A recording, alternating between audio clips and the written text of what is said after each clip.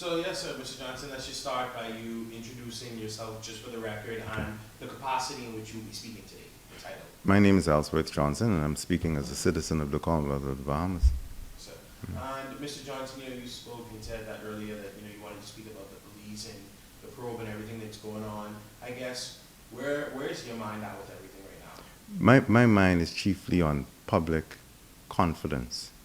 I'm of the view that public confidence, trust, and faith in the police force has ebbed and may be at an all-time low. And organizations, constitutional constructs like the police force and the judiciary, when confidence is gone, normally that's a very serious thing for any community.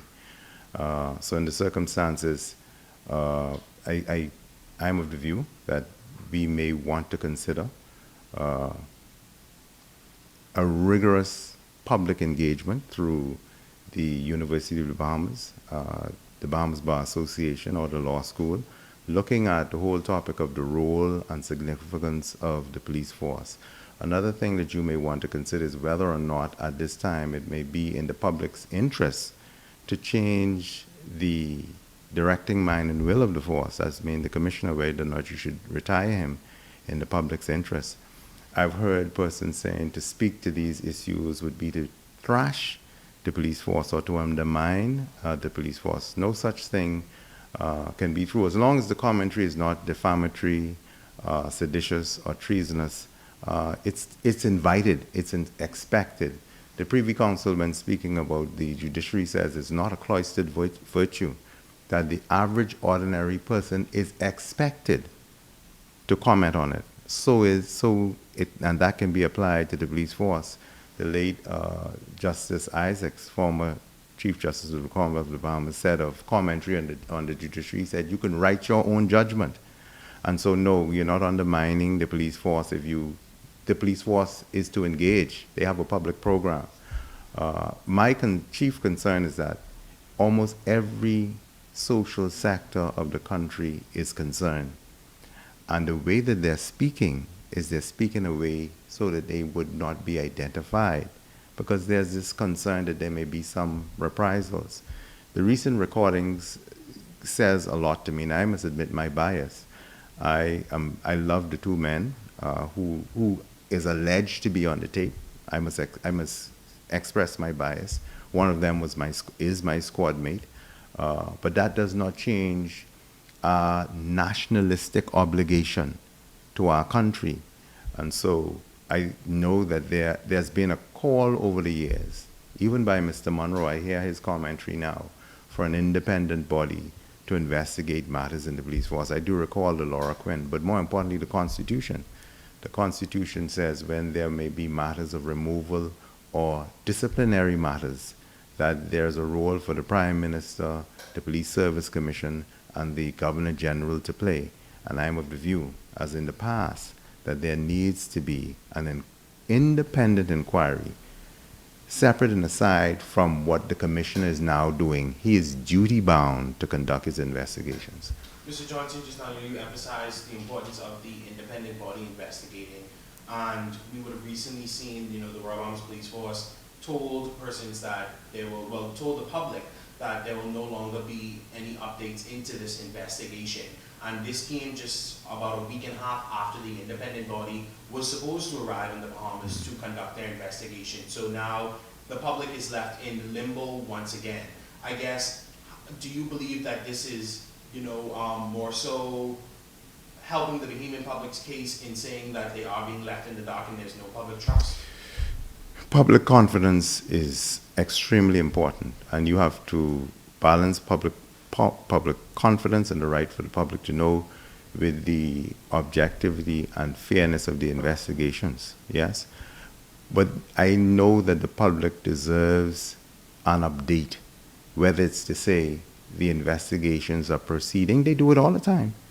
The investigations are proceeding in a nice way. We invite persons to come ahead, we'll soon complete it. We want to reassure the members of the public, because when the public loses confidence in constitutional constructs like the judiciary, just for an example, and the police force, there is anarchy. They normally do it their own way. And that is what we have a fear for in the community now. But we don't want the sentiments that are so prevalent in our society as it is now, that the police is a part of the disorder in the community. And there's no other body that is fit to reassure them than the police force, especially during the investigations. And the media, the university, and then guess who's most important in it? The public. You serve them. This is a service. And so they ought to have that respect. But I have every confidence. They work very hard, the police. But I am of the opinion that one of the things that we should consider now, there is resident in the police force, the intellect, the intestinal fortitude, and the grit to, if we should decide that in the interest of public policy, this commissioner should be thanked for the work that he's done, for someone else to take the helm and lead the organization. As a former police officer and a citizen for the Bahamas, what do you feel, as a citizen of the Bahamas, what do you feel should be next? Well, I think what should be next is an approach that the public can believe in. You go on the street corner, you go to the watering holes, you'll be surprised to know where you go, and they're talking about this. I spoke to a few persons before I came, and they said, I think you should be very careful to address this. Next is an honest approach to it with an independent group that people can trust. That's it, and that have confidence in. During the Lorraine case, when persons saw His Grace, Bishop Drexel Gomez ascend, and he was there, yes, the guys couldn't travel. And so when you put a grouping of persons like that, normally when these matters happen, they go and they find someone, even if they bring them in, who has sat on an independent panel and has demonstrated their intellectual prowess and courage and grit, and allow them to chair. But we can do it ourselves. I know we have persons to do it, and you have a retired justice or whatever have you, and they look at this. But there has to be that whole issue of anonymity. Not very many people in this country is going to speak openly, not on these issues. How do you, we speak about anonymity a lot. How do you feel with how do we get the public and maybe even persons who want to come out and speak to feel protected, to know that they have the right to do this and they should do it without fear of retaliation? That's right. They got to. You have to see. There's a culture is almost built. They see witnesses meeting their demise. They understand on the streets that witness protection is you don't pick me up 2 weeks before the trial and you take me to a hotel. Win, lose, or draw, I go back to my community. That's not witness protection. And unless they can have that type of confidence, that's it. In the matter that has public discourse right now, all of the young men are dead.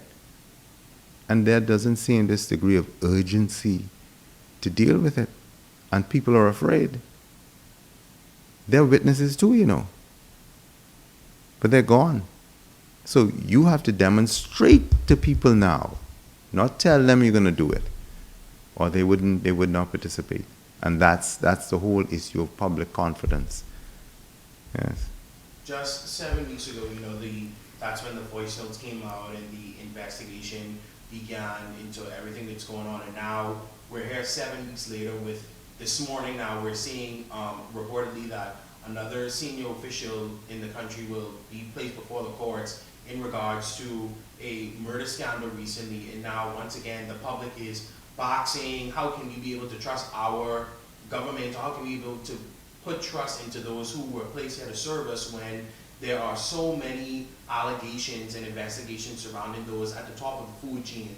I mean, what could be your response to this? First, they're innocent until proven guilty. I've admitted my bias to the two gentlemen who are allegedly a part of the recording, men that I respect and I admire.